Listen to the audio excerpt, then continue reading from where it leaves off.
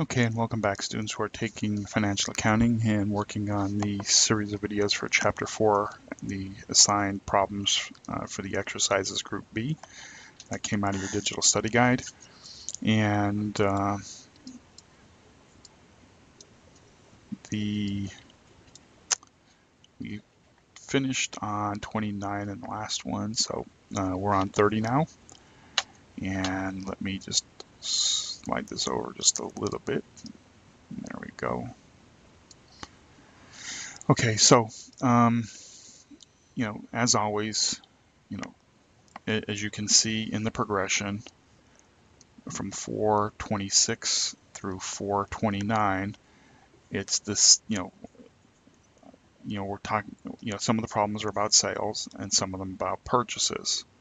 And again, they're two sides to the same coin, okay? So if you know how to do one, you basically know how to do the other, but you have to watch out for the idiosyncrasies. And as we progress from each and every problem, you're seeing that they're becoming more and more, I don't want to say complicated, more like intricate, meaning, they're building, they're adding a little bit more of a variation, a little bit more of a variation, okay?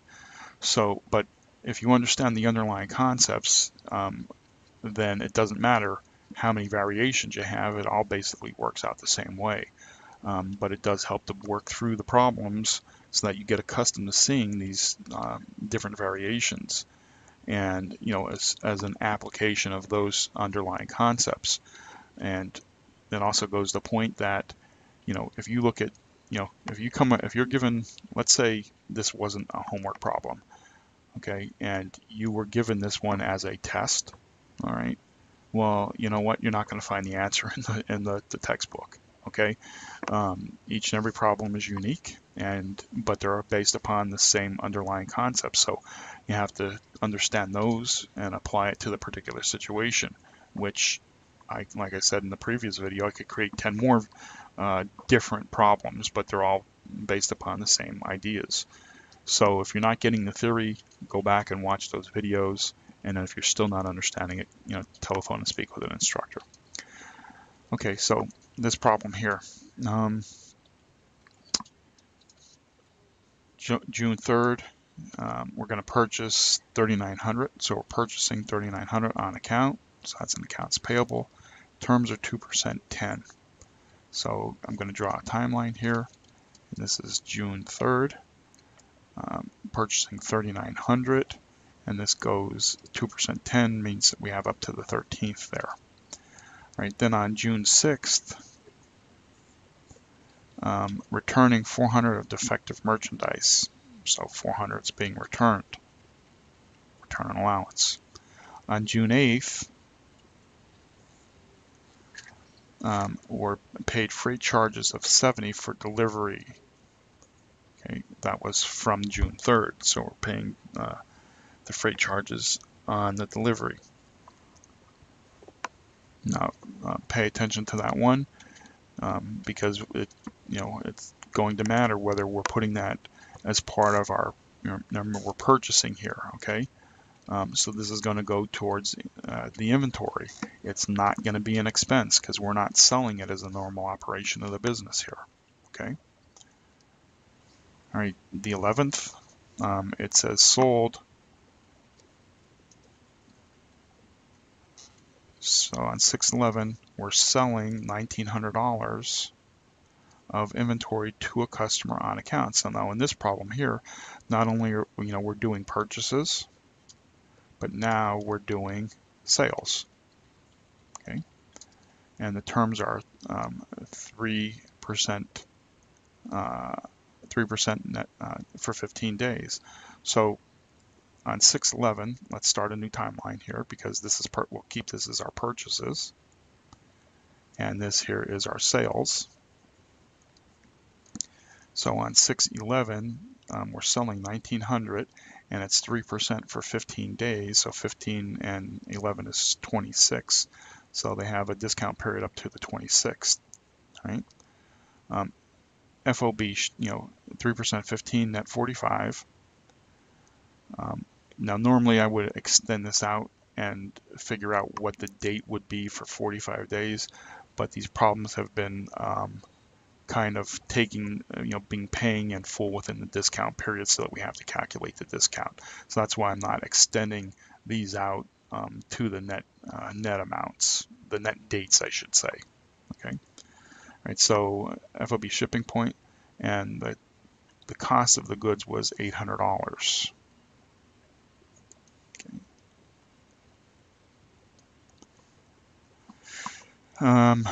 So then on the 18th, granted a $200, all right, on 6/18, granted a $200 sales allowance, so that's a return allowance. On the June 11th sale, because the goods were the wrong color, and then we received payment in full from the customer for the June 11th sale. So on the 25th, it's paid in full, okay, for the sale. Let's see here, paid freight for the delivery. Okay, now notice that for the purchase side, it didn't tell us that we actually paid for the purchase. So most likely we've gone past the discount date on our purchase side, and that was 2% 10 net 30. So that would be like July 30th. June has 30 days, right? So not June 30th, I'm sorry, June 3rd. So our payment in full for our purchases would be on June 3rd, but we're not up to that point because we're only up to June 25th. So, we still have an accounts payable sitting on our books at that point in time. But anyway, so let's start working down through these journal entries.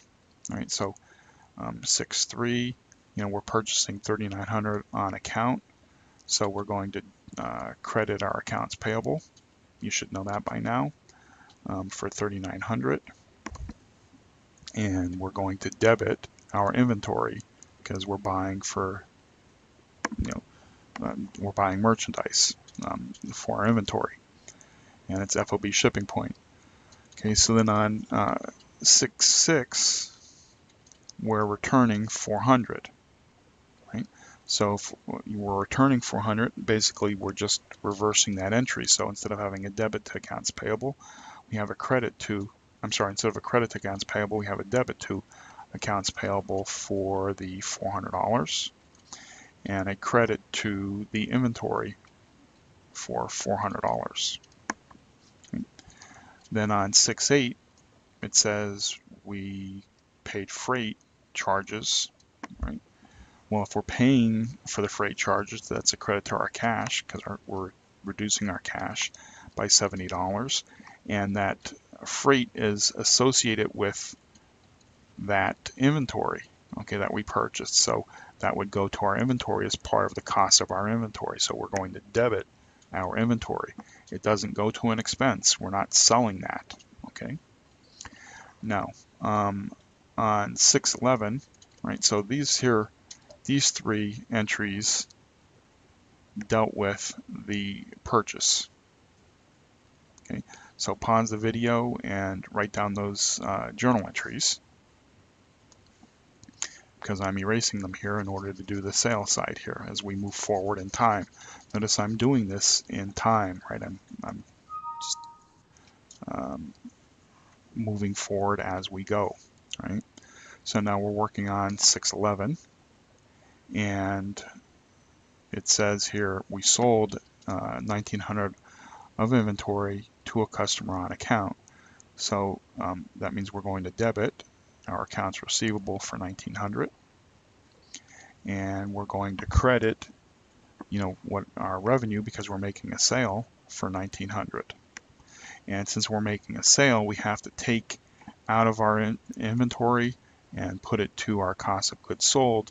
So I'm going to debit my cost of goods sold for $800 and credit my inventory for $800, right? So I just took it out of inventory and put it to cost of goods sold.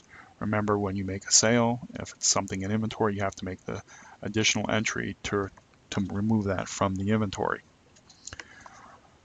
Okay, oh, I was talking about, not paying that bill, and there it is. I just skipped over it. So on 6/12, we're paying the amount owed on the June 3rd purchase, right? So on 6/12, what is owed, right? Well, I had my accounts payable, right, which was $3,900, and I returned $400, all right? So that means I owe $3,500 for my accounts payable, right? And since that means I'm going to end up debiting my accounts payable for $3,500. And since I paid within the discount period, right, I'm able to take a 2% discount, right?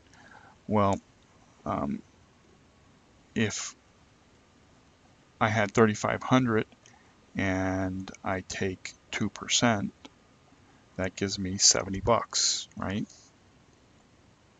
So that's my discount. So I can, I'm going to credit my inventory for $70, right? Because it's associated with the inventory. And then to make debits equal credits, I have to credit my cash because I'm paying, and that would be the difference between the two, or $34.30. Now notice I just backed into my cash because I know that all I have to deal with is my accounts payable and my inventory. I could have gone through the math and went and said, okay, I have $3,900 less $400 for my return, which gives me $3,500, and then multiply that by 98%, which is how much I would pay after 100% less 2% discount, right? Gives me 98%. Or I could have done it by taking the $3,500 less the $70 for the discount, and ended up with $34.30 is how much I'm going to pay in cash anyway. So I could have done it two different ways, but notice how much it was how easier it was when I went and said, okay, I figured out what my accounts payable was, I figured out what my inventory was, and then of course I just back into whatever I owe for cash because I know that all I have to deal with is the accounts payable and the inventory. All right, I don't have to worry about returns and allowances and anything else like that. They were just the two components of my purchase. So I apply them and then back into the journal entry for the cash portion. Okay. Now, that's the 12th, right? So pause here, write down those journal entries if you have to. All right. And I shouldn't have erased that one, but so be it. Okay, now on the 18th, I'm granted a $200 sales allowance on the June 11th sale. So we're talking about the sales here, right? Talking about sales here. So I'm granted a $200 sales allowance because they were of the wrong color. So I had debited accounts receivable before, so I'm going to credit my accounts receivable for the $200, and I debit something else, and instead of, in that reversal of the entry, instead of hitting sales revenue, I'm going to use the sales return and allowance account for $200. Okay, so that's the 18th entry. Now the 25th, I'm receiving payment, right? So let me erase this, write this down, pause the video and write it down if you have to. Remember that these entries are in your solution manual, so you really need to write, pause the video if you're looking at the solution also. Not really, but anyway. 625, we're paying off, the customer is paying, received payment in full from the customer. Okay, so we had billed the customer for their accounts receivable. We had $1,900 was what we had originally charged them here. Okay, and now they had returned $200. Well, we had to return an allowance for the $200. So for our accounts receivable, they're paying off the full $1,700. So I'm going to credit my accounts receivable for the $1,700. Now debits have to equal credits, so let's figure out what our debits are going to be. And since they're paying within the discount period of 15 days, they get a 3% discount. So 3% of 1,700 is 51. So I take sales discount for $51, and then they're paying cash, so I'm going to debit my cash, and basically it's the difference between the two, or $1,649. So I come back into that cash amount. Now, again, I could have taken the 1,700 over here and multiplied that by 97%, right? 100 less 3% to get the 1,649, or I could have taken, which is basically what I did to back into this cash amount. I could have taken the 1,700 and said, oh, I had a $51 discount, so that means the customer has to pay $1,649. All right, and so that's how we arrive at that same exact number. Okay, all right, so that was basically it for that problem. Okay, and again, as you can see, it gets a little, there's a tweak here, a tweak there, something a little bit different here, and something a little bit different there for each and every problem. But I highly recommend that you go back over 4-26 all the way through this 4-30, okay, in these exercises, and understand them thoroughly, because it's all the same process, right? It's all the same process, but you have a sales side versus a purchase side. And when you're doing it, each side, it's two sides to the same coin, right? But there's a certain amount of complexity, right? And they can become more and more complex as you go along, but it's still the same process, okay? It's just a matter of, well, what do I do with this and what do I do with that? And you have to think that through. I mean, discounts are discounts, returns and allowances are returns and allowances, shipping is shipping, right? But you saw, FOB shipping, an FOB destination, who pays for what, these kinds of things. And again, you're not going to find, and for every problem that I give, you're not going to find an example in the book, right? You build upon your knowledge and your skill set by working through the problem, so that, oh, I remember doing something like that over in this problem, and oh, I remember doing something like that over in that problem, which it directly relates to what it is that you're working on right now. And that's how you build the skill set and the knowledge in order to be able to work through any problem, because every problem is going to be different and unique. But you'll remember, oh, I did something there in that one, and I did something there in that one, which helps me with this, with what I'm working on right now. So, like I said, you're not going to find every problem an example to mimic from in the book, all right? And you can only, work through them and develop that skill set. Now, if you don't understand the process, go back and watch the theory videos, okay? Watch those exercise videos. And if you still don't understand something about the process or the theory, feel free to, contact an instructor either by email or, telephone, and go over it with you, all right? But it's up to you to be able to apply that to the situation, all right? So with that said, I'll see you in 4-31 in the next video.